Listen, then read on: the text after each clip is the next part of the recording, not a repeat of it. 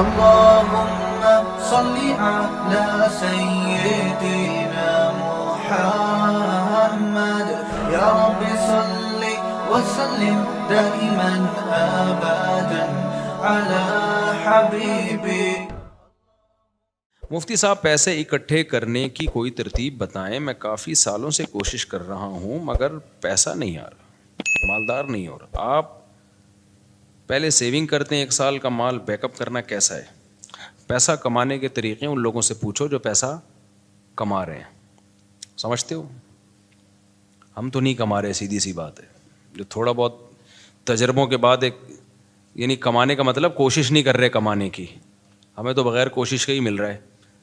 کیونکہ اب تجربے پہلے میں کر چکا ہوں, انویسٹمنٹ کے ڈبو چکا ہوں. پھر مجھے تعلقات کی بیس پہ ایسے ایماندار تاجر مل گئے کہ ان کے ساتھ جب انویسٹمنٹ کیا تو وہ ایمانداری کی بیس پہ انہوں نے مجھے نفع دینا شروع کیا. تو یہ ہر ایک کو یہ فیسلٹی ملتی نہیں ہے. سمجھتے ہو کہ نہیں سمجھتے؟ تو ایماندار لوگوں کا ملنا بڑا مشکل ہے. اب جب انسان کے تعلقات بہت بڑھتے ہیں تو پھر ایماندار لوگ اس کو لاکھوں میں 2-4 مل جاتے ہیں. اب آپ کو تو لاکھوں ملیں گے نہیں تو 2-4 کہاں سے ملیں گے اس میں؟ تو یہ جو ہے نا پیسہ کمانے کا, ان لوگوں سے پوچھو جو پیسہ کمانے کے طریقے جانتے ہیں. میری تو زندگی پیسے کو لات مارنے میں گزری ہے, نہیں کمانے میں گزری ہے. لوگ یہ سن کے حیران ہوتے ہیں مولوی صاحب باتیں کیسی کر رہے ہیں. اور یہ کوئی خوشی کی بات نہیں ہے کہ لات مارنے میں گزری, بیوقوفی کی ہے میں نے, لیکن کی ہے. یہ کاروبار میں نے کیا تو جان کر اس کو ٹھپ کرنے کی کوشش کی. یعنی میرے پاس کسٹمر جب آتا تھا نا, 2007-8 کی بات کر رہا ہوں, میرا شہد کا بزنس تھا. گھر میں شہد کا اسٹاک پڑا ہوا ہوتا تھا. یہاں بندہ آ کے کہتا تھا جی 1 کلو آپ بیری کا شہد, یہ کیش اماؤنٹ دے رہا ہوں آپ لے آئیں جا کے. میں کہتا اوپر کون جائے یار, سیڑھیاں چڑھ کے جانا پڑے گا, لے کر آنا پڑے گا. تو میں کہتا تھا ایسا کریں آپ کل آ جائیں, کائنڈلی آپ کب آ جائیں. وجہ اس کی یہ تھی کہ مجھے یہ تھا کہ ناشتہ میں نے کر لیا, دوپہر کھانا میں نے کھا لیا, رات کا کھانا پڑا ہوا ہے, مدرسے سے اتنی تنخواہ مل رہی ہے کہ میرا راشن پانی 2 گھروں کا ہو جاتا ہے. مہینے کے بعد کچھ نہیں بچتا تو تنخواہ آ جاتی ہے. تو اور اگر جامعہ سے تنخواہ نہیں ملے, بعض دفعہ وہاں بھی حالات ایسے چلتے رہتے ہیں 2-2 مہینے, تو دکان والے سے اتنے تعلقات ہیں وہ کریڈٹ پہ دے دیتا ہے. جب 2 مہینے بعد تنخواہ ملے گی تو 2 مہینے کے اکٹھے پیسے نمٹا دیں گے اس کو. تو ایسے ہمارا حساب کتاب چل رہا تھا. تو مجھے یہ تھا کہ یار میری خواہش کیا ہے. ذاتی گھر پراپرٹی تو میری خواہش نہیں ہے. ایک گھر مسجد نے دیا ہوا ہے, ایک جامعہ تو رشید مجھے اس کا رینٹ دیتا ہے, میں جامعہ میں ٹیچر ہوں. تو گھر کا رینٹ, وہ 2 بیویاں تھیں میری اس وقت, تو ایک کا رینٹ جامعہ دے رہا ہے, گیس بجلی کا بل, اور ایک گھر مجھے مسجد میں امامت ہے. تنخواہ تھوڑی ہے لیکن مجھے یہ سہولت ہے, انہوں نے گھر دیا ہوا ہے. اور مجھے کیا ضرورت ہے پیسہ, میری جو اپنی کھوپڑی تھی وہ یہ تھی. تو گھر میں آٹا, دال, گوشت, انڈا جو ضرورت ہوتی ہے, ہر روزانہ گوشت نہیں بنتا تھا, ہفتے میں 1-8 دفعہ گوشت بن جاتا ہے, بہت ہو ہفتے میں. وہ کیٹو ٹوپی ڈرامہ چھوڑ دو, کیٹو ڈائٹ یہ غریبوں کے کام نہیں ہے. غریب آدمی سب کچھ کھا کے بھی ٹھیک رہتا ہے, اور امیر آدمی روزانہ انٹرنیٹ پہ سرچ کر رہا ہوتا ہے کیا کھانا ہے, پھر بھی مر جاتا ہے بہت جلدی. تو ظاہر ہے ہم اپنی کیٹو بھی کھائیں گے تو اپنی حیثیت کے حساب سے کھائیں گے نا. تو ہفتے میں 1 دن ہمارے گوشت بنتا تھا, اور 1 دن کڑھی بنتی تھی, دال چاول 1 دن. وہ ہمارا اس سیٹ اپ چل رہا تھا. صبح مجھے پراٹھے, میں نہیں چھوڑ سکتا, تو انڈے پراٹھے مجھے ہو جاتے تھے. تو میں سوچتا تھا یار میرا تو گزارا ہو رہا ہے. بچوں کی اسکول کی ہم نے ٹینشن لی نہیں, ہم نے کہا پیسے ہوں گے تو اسکول پڑھا دیں گے, نہیں تو بھائی ہوم اسکولنگ, گھر میں رہو بس پڑھو, جتنا اماں کو آتا ہے وہ پڑھا دے گی, جتنا ہمیں آتا ہے ہم پڑھا دیں گے. تو اب اس کے بعد مجھے جو میں دل کی, میرے جو دوست احباب ہیں نا, ان سے آپ یہ پوچھ سکتے ہیں. آپ سمجھیں صاحب شو مار رہے ہیں, شو نہیں مار رہا, میں اپنی برائی کر رہا ہوں. یہ برائی اس لیے کر رہا ہوں, یہ ٹھیک نہیں ہے, آپ ایسا نہ کریں. ہمارا اپنا مزاج ہمیشہ سے ایسا ہی رہا ہے. تو اب یہ کہ یار کیونکہ اب پڑ ہی نہیں رہی سر پہ نا, کوئی ضرورت ہی نہیں آ رہی. جب پڑتی ہے تو پھر آدمی کمانے کی سوچتا ہے, پڑ ہی نہیں رہی سر کے اوپر. میری ضرورت تھی پراٹھا. مجھے یاد ہے جب میں نے دوسری شادی کا ارادہ کیا, اچھا پراٹھا بھی گھر کا نہیں, مجھے ہوٹل ہی کا پراٹھا چاہیے, گھر کا نہیں. گھر میں وہ مزہ نہیں آتا پراٹھے میں, جتنا بھی اچھا بنا وہ. کبھی میرے ساتھ بیٹھ کے پراٹھا کھاؤ تو تمہیں پتا ہے. ایک دن لاہور سے ایک بندے آئے, انہوں نے کہا یہ پراٹھے بیان میں بہت کرتے ہو. میں اس کو لے گیا ہوٹل میں نے ناشتہ کرا, کہہ رہا یار واقعی ایسا پراٹھا آج تک میں نے نہیں کھایا. تو وہ بڑے پیٹ کے لیے بہت نقصان دہ ہوتے ہیں, لیکن یہ ذہن میں رکھیے گا, وہ سفید آٹے کے پراٹھے ہوتے ہیں, مزہ بہت ہے یار. ٹھیک ہے. تو اب کیا تھا کہ میں نے کہا میری بنیادی ضرورت, بنیادی بھی نہیں ہے, عیاشی ہے پراٹھا. بنیادی ضرورت تو ناشتہ ہے ہی نہیں, 2 ٹائم کی روٹی ہے. ناشتہ تو آپ کی گریوی ہے. تو میں یہ سوچتا تھا کہ یار میرے پاس تو گھر بنانے کے پیسے نہیں ہیں, اللہ نے 2 گھر مجھے فری پھوکٹ کے دیے ہوئے ہیں, ایک کا کرایہ وہ ادارہ دے رہا ہے جہاں میں ٹیچر ہوں, اور ایک مجھے مسجد میں امامت کی وجہ سے امام ہونے کی حیثیت سے ملا ہوا ہے. ابے میں تو کروڑ ارب پتی آدمی ہوں, لوگوں کے پاس ایک گھر نہیں ہے, میرے پاس 2 گھر. اللہ کی قسم دل میں یہ کیفیت, یہ اوپر سے نہیں کہہ رہا. اور لوگ روتے ہوئے آ رہے ہوتے تھے میں ذاتی گھر نہیں بنا سکا اور میرے پاس یہ نہیں ہے. میں کہتا اس کو دیکھو پاگل آدمی. مجھے اس پہ ترس اس پہ نہیں آتا تھا ذاتی گھر نہیں ہے, مجھے اس پہ آتا تھا یہ بیوی بیچارے کی یہ کی ہے. میں عیاشی کر رہا ہوں, میری بیویاں کتنی ہیں, 2 ہیں. تو رینٹ کے گھر تھے ہمارے, رشتے بھی ہم بیچتے تھے. تو کہ بھائی تیسری شادی کے لیے جب پیغام بھیجا کہاں رکھو گے بھائی, وہ دوسری کو آمادہ کر لیا کہ تیسری کو اپنے ساتھ رکھ لے. انہوں نے کہا بھائی آج کل کوئی نہیں رہتا. اس بیس پہ میری بہت دنوں تک شادی نہیں ہوئی. پھر ایک دفعہ ہو بھی گئی تھی, ایک دفعہ ہوئی تھی تو تبھی ہوئی نا, پھر 3 وہ اسی ایام میں ہوئی ہے, انہیں غربت کے ایام میں. تو الحمدللہ اس وقت مجھے کہیں اتنا سی بھی فیلنگ نہیں ہوئی ہے کہ میں غریب ہوں. اللہ کی قسم میری یہ کیفیت تھی, میرے سے بڑا سیٹ شاید دنیا میں کوئی بھی نہیں. وجہ اس کی یہ تھی, میں سوچتا تھا کہ ایک ہوتی ہے ضرورت, اللہ میری صرف ضرورت پوری نہیں کر رہا بلکہ مجھے ضرورت سے کئی گنا زیادہ دے رہا ہے. یہ جو پراٹھے میں صبح انڈے کے ساتھ پھوڑ رہا ہوں یہ میری ضرورت, بولو. تو میں تو 3 ٹائم کا کھانا کھا رہا ہوں یار. گوشت ہفتے میں 1 دن کھا رہے ہیں تو کیا ہوا, دال چاول اور بھنڈی کا جو مزہ ہے, خدا کی قسم بھوک لگ رہی ہو بھنڈی ایسے پھوڑتا ہے آدمی, میں تو مزے لے کے کھانا کھاتا ہوں. بھوک لگ رہی ہو, ابھی مجھے لگ رہی ہے بھوک, باقی مجھے سخت بھوک میں نے دوپہر کھانا نہیں کھایا اس لیے بھوک لگ رہی ہے, صبح کا ناشتہ کیا ہوا ہے. تو اب میں نے سب گھروں میں فون گھمایا کیا پکا ہوا ہے. یہ سہولت ہے, تم غریب ہو.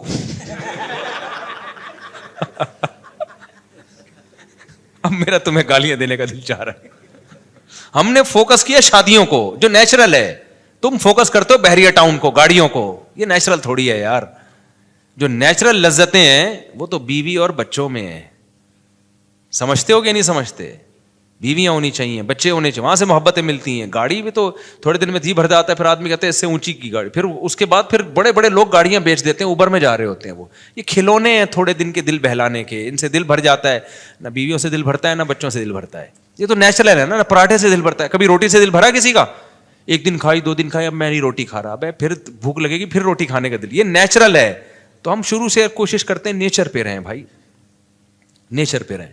تو یہ تو بچکانا باتیں, گاڑی بنگلہ بحریہ ٹاؤن, پیسہ بہت دے دیا تو بنا لو, نہیں ہے تو یہ کوئی تھوڑی فضول چیزیں یار. دیواروں اینٹوں سے, میں نے تو اپنی زندگی میں ایسے ایسے لوگوں کو دیکھا اربوں روپے لگا کے انہوں نے شیش محل بنایا, اتنا بہترین گھر. خدا کی قسم رہنا نصیب نہیں ہوا. جس دن گھر تیار ہوا ہارٹ اٹیک ہوا, مر گئے. کاش وہ اربوں روپے لگا کے اپنی صحت کا خیال کر لیتے یا کچھ اور کر لیتے. تو وہ بچے بھی پھر وہ فری پھوکٹ کے پیسہ نا بیچ باچ کے کھا رہے ہوتے ہیں, عیاشیوں میں اڑا رہے ہوتے ہیں. تو اس لیے ابھی جو ہے وہ میں نے گھروں میں فون گھمایا تو شلجم اور جو ہے گوشت کا شوربہ کہیں نہیں پکا ہوا تھا. تو گارڈوں سے میں نے پوچھا تم لوگوں نے کیا پکایا؟ انہوں نے کہا شلجم گوشت. میں نے کہا ہم آپ کے ساتھ کھانا کھائیں گے آج. شلجم گوشت شوربے والا تازہ, ایسا مزہ آتا ہے یار. بڑے گوشت میں نا شلجم ڈال دو, سبزی ڈال کے پکاؤ, بڑا مزہ. تو اتنی خدا کی قسم یہ لذیذ نعمتیں اللہ.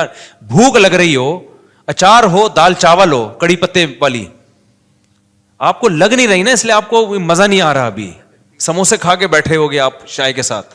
جس کو بھوک لگ رہی ہو نا اس کو یہ میری باتوں کو وہ انجوائے کرے گا. مجھے چونکہ لگ رہی ہے, باتوں میں مزہ آتا ہے. یہ نیچرل لذتیں ہیں جن کو یہ مل رہی ہیں, بس وہ عیاشیوں میں ہے بھائی.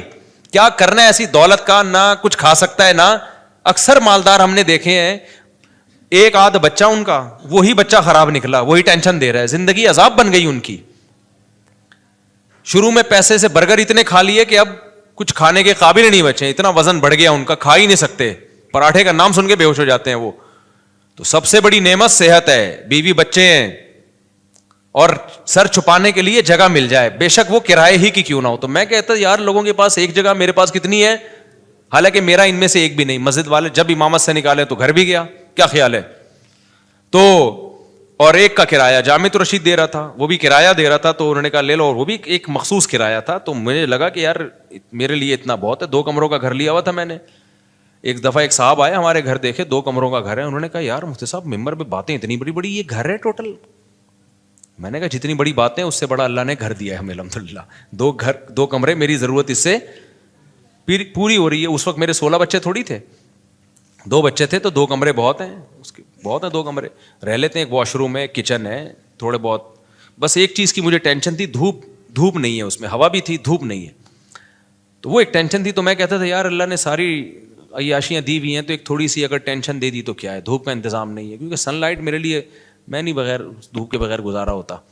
تو پھر وہ یہ بڑی ایک ٹینشن ہوتی ہے انسان کو. خیر, تو میں جب دوسری کی سوچ رہا تھا نا, تو میں ناشتے نہیں مجھ سے چھوٹ رہے تھے ہوٹل کے جو خاص قسم کا پراٹھا. تو مجھے یاد ہے میں نے اپنے دوست کے ساتھ پلاننگ کی, یار میں اب دوسری شادی کر رہا ہوں, میرا خرچہ بڑھے گا, مجھے یہ ہوٹل کا پراٹھا چھوڑنا پڑے گا. آپ اندازہ لگا رہے ہو غربت کا. لیکن میں غریب نہ اس وقت سمجھتا تھا نہ اب, اور حقیقت ہے ہم کہاں خسے غریب ہیں بھائی. تو میں نے کہا یار یہ مجھے قربانی دینی پڑے گی, کیونکہ اب میرے خرچے ڈبل ہو جائیں گے. تو مجھے اب یہاں سے کیا کرنا ہے, یہ عیاشی جو ہے نا, عیاشی پٹھان ہوٹل کے جا کے پراٹھے پھوڑ, یہ عیاشی مجھے چھوڑنی پڑے گی.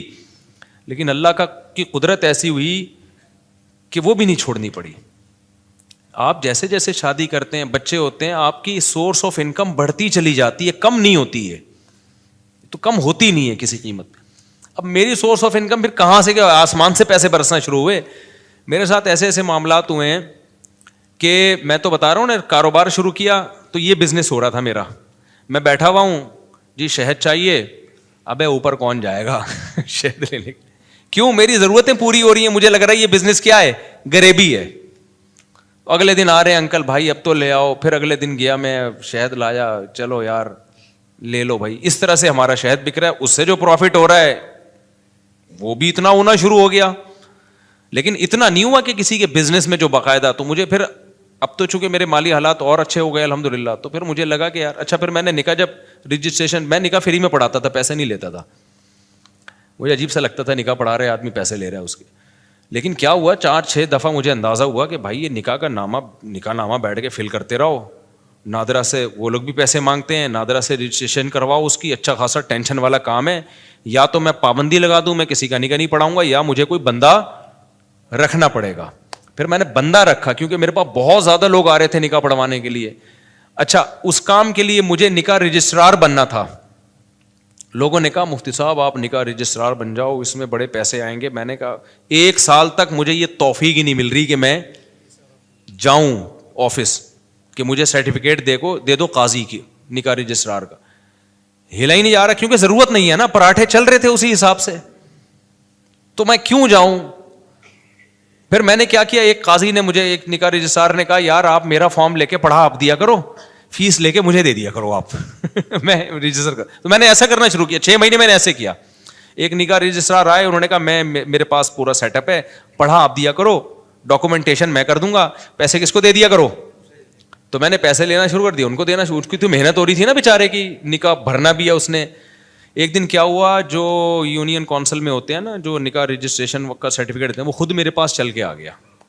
اس نے کہا مفتی صاحب آپ کے نام سے, آپ کے سائن سے اتنے نکاح ہو رہے ہیں, تو آپ خود نکاح رجسٹرار کیوں نہیں بن جاتے. میں نے کہا یار مجھے یہ وہاں چل کے جاتے ہوئے بہت ٹینشن ہو رہی ہے, کہ کیونکہ مجھے جس چیز کی ضرورت نہ ہو نا, مجھ سے وہ کام ہوتا نہیں ہے. تو اب میری ضرورتیں پوری ہو رہی ہیں. انہوں نے کہا آپ ادھر ان کو اتنے پیسے دے رہے ہو, خود رکھ لو, وہ کچھ اپنا رکھ لو, کچھ اپنے اسسٹنٹ کو دے دو کچھ. تو میں نے پھر یہ کیا کہ میں نے کہا بھائی میرے پاس ٹائم نہیں ہے. وہ خود گھر پہ آ کے سارا کام کیا, سرٹیفکیٹ پکڑا کے چلا گیا نکاح رجسٹرار کا. میں نے کہا اسٹیمپ تیرا باپ لگائے گا اس پہ, میرے پاس تو ٹائم نہیں ہے. اس نے ٹھپے لگے ہوئے نا پہلے سے, آپ پر اعتماد ہے, آپ مس یوز نہیں کرو گے. پھر میں نے ایک اسسٹنٹ رکھا, میں نے کہا نکاح کہ ساری ڈاکومنٹیشن تیرے ذمہ ہے, تو میں فیس لے رہا ہوں ان کو دینے کے لیے, پھر ظاہر ہے مجھے بھی بچتی ہے. تو اب اتنا بھی استغنا ٹھیک نہیں ہے نا, اتنا بھی شو مارنا ٹھیک نہیں ہے کہ جب کچھ ہو ہی نہیں رہا تو پھر جو رزق آ رہا ہے تو آنے دو. پھر ہم نے اس کی ایک فیس رکھ دی, ہم نے کہا ٹھیک ہے بھائی اتنا تیرا, اتنا ٹائم تو لگ رہا ہے نا. تو یہاں جا کے پھر یہ وہ اتنے نکاح آنے شروع ہو گئے کہ انڈے پراٹھوں سے ہم تھوڑا آگے ہو. ہم نے کہا فری پھوکڑ کا آ رہا ہے بھائی. اچھا خیر, پھر بھی اتنی فیس نہیں ہے جتنی لوگ لے رہے ہیں. میں اپنے نام کی فیس لینا چاہوں نا, جو اللہ نے ٹوٹی پھوٹی ہم جیسے نالائقوں کو شہرت دے دی, تو اس اسٹیج پہ پہنچنے کے بعد قاضی کی فیس 1.5 لاکھ 2 لاکھ ہوتی ہے. ہماری فیس اس سال 10,000 ہوئی ہے, سمجھ رہے ہو, اور اس میں بھی لوگوں کو کہا ہوا ہے کہ کوئی بھی ایک دفعہ کہہ دے کہ میرے پاس نہیں ہے تو دوبارہ اس سے پوچھنے کی ضرورت نہیں ہے. یہ نہیں اس کے کہ تو آئی فون لے کے کیسے گھوم رہا ہے جب تو کم وقت 10,000 نہیں دے سکتا, یہ تیرے پاس یہ موبائل کہاں سے, یہ نہیں. اس کو میں نے اسسٹنٹ کو بتایا بھائی جو ایک دفعہ کہہ دینا کہ نہیں دے سکتا دوبارہ پوچھنے کی ضرورت بولو نہیں ہے, فری میں پڑھائیں گے. تو فری میں بہت سارے نکاح پڑھاتا ہوں, اور تعلق والوں سے تو کوئی ایک روپیہ بھی نہیں ہوتا, بلکہ اسسٹنٹ کو اپنی جیب سے دے رہا ہوتا ہوں کہ یار تیری محنت تو لگ رہی, نادرا میں تو خرچہ ہو رہا ہے نا, مجھ سے لے لینا پیسے. وہ سمجھ میں نہیں آ رہی میرا خیال ہے بات. تو ہم نے تو پوری زندگی کوشش کی ہے نالائقی میں پیسے کو لات مارنے کی. تو یہ شادیاں بچوں ہی کی برکت ہے جو اللہ کھلائے. اللہ نے مجھے زندہ رکھا ہوا اب تک اس لیے تاکہ 15 سال پہلے جو میرے ساتھ دوست تھے نا, جو کہتے تھے تم شادیاں کر رہے ہو, پیسہ ہے نہیں تمہارے پاس, بھوک سے مرو گے, تو اللہ نے مجھے اب تک زندہ اس لیے رکھا ہوا ہے یہ بتانے کے لیے کہ ان کو بتا دینا کہ اس بچوں کی اسپیڈ بھی کم نہیں ہوئی ہے, شادیوں کی اسپیڈ میں بھی کوئی کمی نہیں آئی ہے, اور اللہ کیسے کھلا رہا ہے کیسے پلا رہا ہے. ایک اہل حدیث دوست ہیں میرے, 2010 یا 11 میں مجھ سے ملنے کے لیے آئے تھے. اتنی بڑی داڑھی ان کی, لال نا کلر, وہ مہندی لگائی ہوئی انہوں نے. میری 4 شادیوں والی کتاب پڑھی انہوں نے. ابھی میرا کل ان سے فون پہ, پرسوں ان سے فون پہ بات ہوئی ہے, اس لیے میں یہ واقعہ سنا رہا ہوں.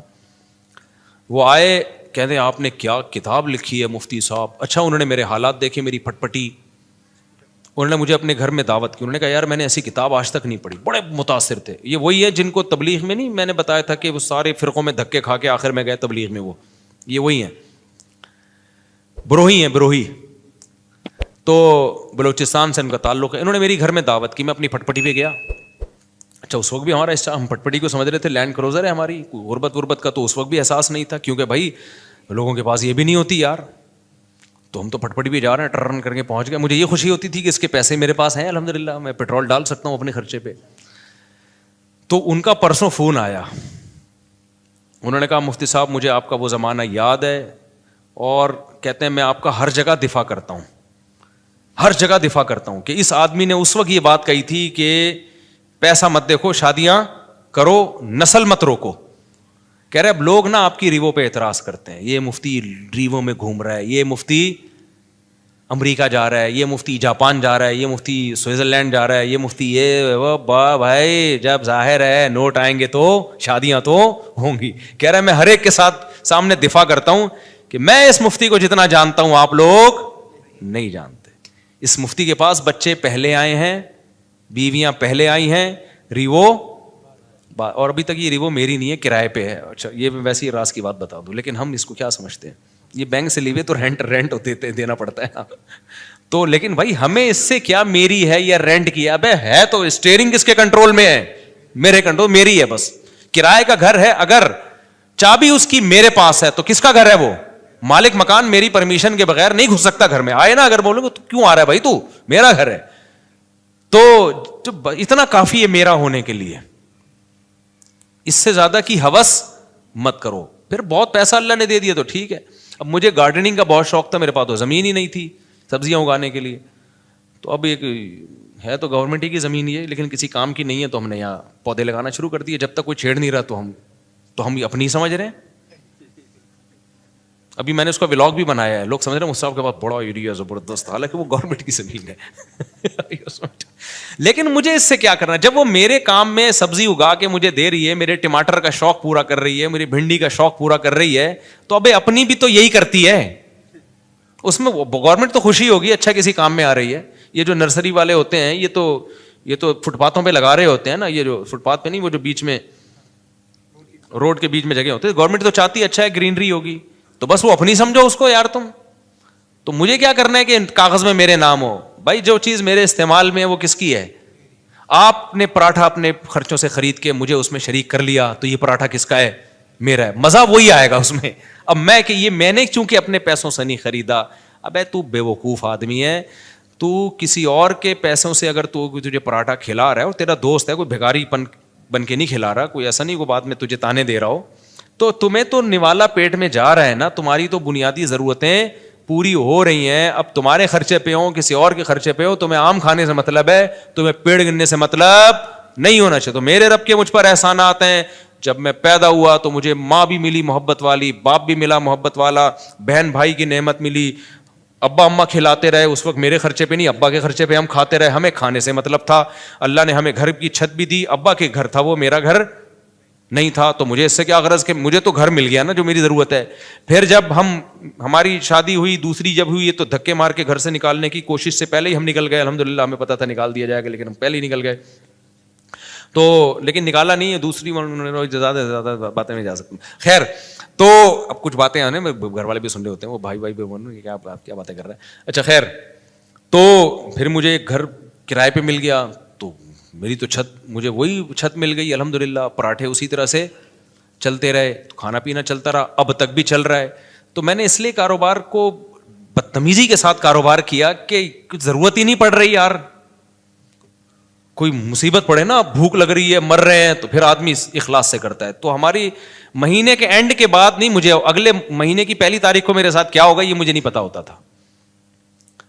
تو اب ایسے آدمی کے پاس اگر پیسہ آئے تو اس کا تو دماغ خراب ہو جائے گا کہ نہیں ہو جائے گا, جو اس زمانے کو بادشاہت والا زمانہ سمجھ رہا ہو. تو میرے پاس تو اگر ریوو آ گئی تو میں تو کہہ رہا ہوں یار, میں تو پٹ پٹی کو سمجھتا تھا کیا یہ جو نہیں ہوتی دھکے والی پٹ پٹی. پھر ہمارے پاس جب پیسہ آیا تو ہم نے پھر وہ GTO 110 بھی خریدی. ایسا نہیں ہے کہ وہ پٹ پٹ بھی گھومتے رہے. تو جب یہ تو پھر تو اس لیے ہم لوگوں کے مسائل غربت نہیں ہے, ناشکری ہے. آپ نے ایک فرض کیا ہوا ہے کہ میں نے اس لیول تک جانا ہے. میں نے ابے کیوں فرض کر کے بیٹھا ہوا ہے, تو محنت ضرور کر, اللہ دے دے ٹھیک ہے, نہیں دے تو جو ہے اس پہ سمجھو کہ بہت دیا اللہ نے ہمیں. اور اس سے انسان کی صحت اچھی ہوتی ہے, خوش رہتا ہے تو اور اچھی ہو جاتی ہے صحت, ہر چیز کو انجوائے کرتا ہے. اور جو آدمی بیچارہ دولت کی ٹینشن لے کے بیٹھا, وہ کمبخت دولت بھی اس کے کام کی نہیں ہوتی, اس کو ہر وقت ٹینشنیں کھائی جا رہی ہوتی ہیں. تو خوش رہنا سیکھو بھائی. خوش وہی رہے گا جو کہے گا میرے پاس میری حیثیت سے زیادہ اللہ نے مجھے دیا ہے. جو یہ جس کے دماغ میں کانسیپٹ آ گیا نا, تو وہ خوش رہے گا. اور جو یہ سمجھنے لگا کہ میری ضرورت اتنی ہے, اللہ دے کم رہا ہے مجھے, تو بھی ٹینشن میں جاؤ گے. تو پراپرٹی کو ٹینشن نہ بناؤ, ذاتی گاڑی کو ٹینشن, بولو پیسہ کمانا نہ چھوڑ دو, پہلے ہی مرے ہوئے لوگ ہیں اور مر جائیں گے. ایسا نہ ہو میری موٹیویشن سے آپ سمجھے پیسہ, غریب لوگ ہیں, ملک کا بیڑا غرق ہو رہا ہے. لوگوں کے پاس پیسہ آئے گا تو ملک کو بھی فائدہ. اور پیسہ کوشش کرو ڈالر میں کماؤ, پاکستانی کرنسی میں پیسہ کمانے کا زکوٰۃ دینی چاہیے ایسے آدمی کو جو یعنی کرنسی میں پیسہ کما رہا ہے. تو پیسہ کماؤ ڈالر میں. ہم تو لوگوں کو ترغیب دیتے ہیں باہر سے پیسہ لے کر آؤ. تبھی میں لوگوں کو کہتا ہوں یوٹیوب چینل بناؤ, ولاگنگ کرو, کچھ بھی کرو. ابھی تو میرا ایونٹ تو اسلام آباد میں یہی تو ترغیب دینے کے لیے تھا کہ یہ جو یوٹیوب ہے نا, بہترین جو یوٹیوب کی ارننگ کے جو حرام ہونے کے لوگ کہتے ہیں نا حرام ہے, اس کو تو میں کئی دفعہ دلائل دے چکا ہوں. لوگ کہتے ہیں احتیاط والے پہلو پر عمل کریں, اگر حلال حرام میں بہتر.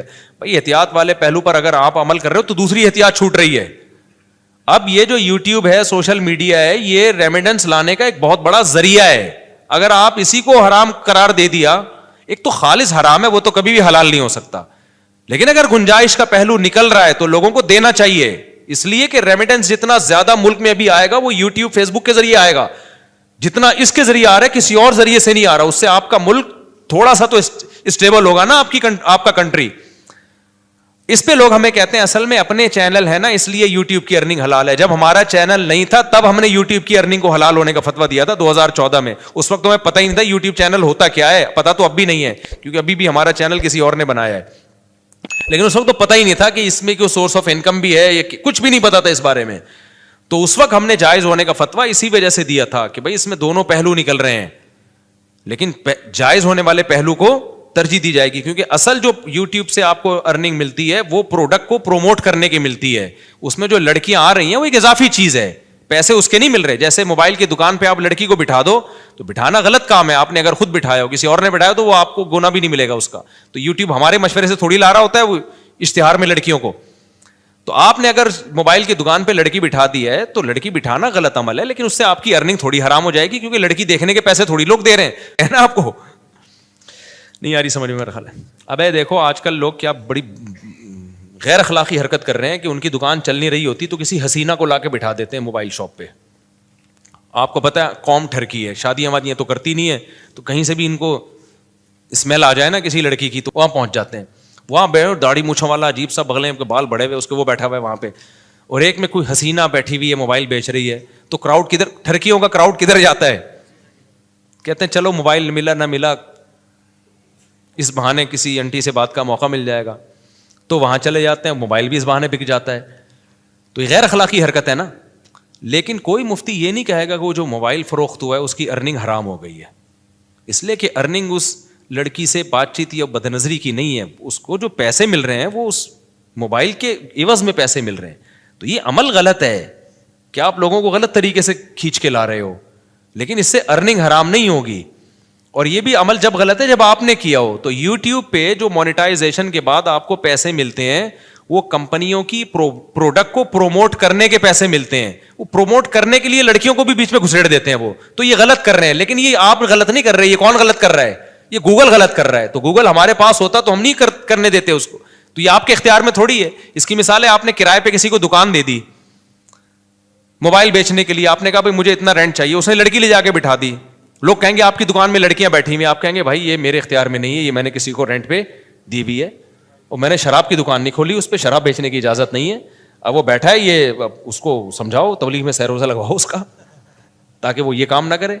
تو یہاں بھی ایسا ہی ہو رہا ہے. تو اس لیے مفتی کا کام ہوتا ہے, جو مفتیان کرام ہوتے ہیں ہر پہلو سے فتویٰ دو. ہمارے پاس 2013-14 میں یہ یوٹیوب کی مونیٹائزیشن کے سوالات آئے تھے, اس وقت علماء کا پینل بیٹھا تھا پورے ڈیٹیل کے. اس وقت ہمارا کوئی چینل نہیں تھا, نہ ہمارا ارادہ تھا, اور 2-3 سال کے بعد بھی لوگوں نے بتایا کہ چینل آپ مونیٹائز کر لیں. میں نے کہا چھوڑو یار, ہمیں کیا پیسہ کمانا ہے یوٹیوب, وہی ہمارے تو پراٹھے پورے ہو رہے ہیں. تو پھر بھی نہیں کیا ہم نے مونیٹائز, لوگ کما رہے تھے, ہم نے کمانے دیا ان کو. اس کے بعد پھر یہ جو ایڈمن ہے ہمارے یو ایس اے میں, احمد طالب, انہوں نے 18 میں چینل بنایا, انہوں نے خود یہ مونیٹائزیشن کی ہے. مجھے تو مونیٹائزیشن کا لفظ ہی کئی دنوں کے بعد جا کے یاد ہوا تھا کہ یہ کیا ہوتا ہے. پھر پیسہ بھی انہی کے پاس جاتا ہے. انہوں نے کہا ہم نے وہ لوگ رکھنے, امپلائز رکھنے چینل کو گرو کرنے کے لیے. تو اگر پھر بھی میں نے بھی بنایا ہو تو اس میں یہ الزام کہ چونکہ اپنے چینل مونیٹائز ہوئے ہوئے, اس چکر میں انہوں نے مفتیوں نے حلال ہونے کا فتویٰ دیا, تو یہ بدگمانی ہے. یعنی مولویوں کو کسی حال میں جو, اگر ہم حرام ہونے کا فتویٰ دیتے ہیں نا, تو پتہ ہے لوگ کیا کہتے ہیں, اب یہ ان کو تو کیا, ان کی تو چارج, ان کے تو نکاح پڑھا کے پیسے آ رہے ہیں نا, ان کے تو ہدیے نذرانے مل رہے ہیں, قوم جائے بھاڑ میں, ان کو بس حلال حرام کی. تو لوگ یہ باتیں کرتے, حلال ہونے کا فتویٰ دیا, اصل میں اپنے چینل کھل گئے ہیں نا ان لوگوں کے, اس لیے یہ کر رہے ہیں. تو وہی ہے, ملامتی فرقہ ہے مولوی تو کسی حال میں. اور کچھ مولوی ایسے ہوتے بھی ہیں, 2 نمبر بھی ہوتے ہیں, لیکن ہمارے ہاں جو فتویٰ دیا گیا ہے وہ اس کسی لالچ کی بیس پہ نہیں دیا گیا. اور میں اور مزید آپ کو ایک احتیاط, ہم نے فتویٰ دیا اس کی مونیٹائزیشن کے جواز کا, لیکن جب ہمارے ایڈمن احمد بھائی نے میرے چینل کو مونیٹائز کیا ہے نا, تو میں نے کہا اس میں دوسرے علماء سے بھی فتویٰ لوں گا, اپنے بارے میں اور احتیاط کروں گا. ہم نے دوسروں کو تو جواز کا فتویٰ دیا ہے, لیکن اپنے بارے میں اپنی فتوے پر عمل کروں نہ. تو جو ایکسپرٹ مفتیان کرام ہیں, جو مجھ سے بھی زیادہ ایکسپرٹ ہیں, آدھا 1-1 گھنٹہ میں نے بیٹھ کے ان سے پھر اس پہ ڈسکشن کی ہے کہ بھائی اور بھی جتنے پہلوؤں کے لحاظ سے اس پہ غور کیا جا سکتا ہے. تو یہ بات کہاں سے چلی تھی؟ تو یہ مجھ سے پوچھ رہے ہیں کہ پیسہ کمانے کا طریقہ. تو میرے پاس تو ایک ہی طریقہ ہے, شادیاں کرو, بچے اسپیڈ سے پیدا کرو, جب ضرورت بڑھے گی تو رزق کے دروازے بھی بڑھ جائیں گے. لیکن ایسا ہے نہیں, بچے بھی اسپیڈ سے پیدا کرو, رزق کمانے کی کوشش بھی کرو. آپشنل ہمارے ساتھ ایسا ہو گیا کہ ہم نے رزق کو لات ماری, پھر بھی رزق آ گیا. لیکن اللہ کا قانون یہ نہیں ہے. قانون اللہ کا یہ ہے کہ آپ کو شادی بھی کرنی ہے اور کمانے کی فکر بھی.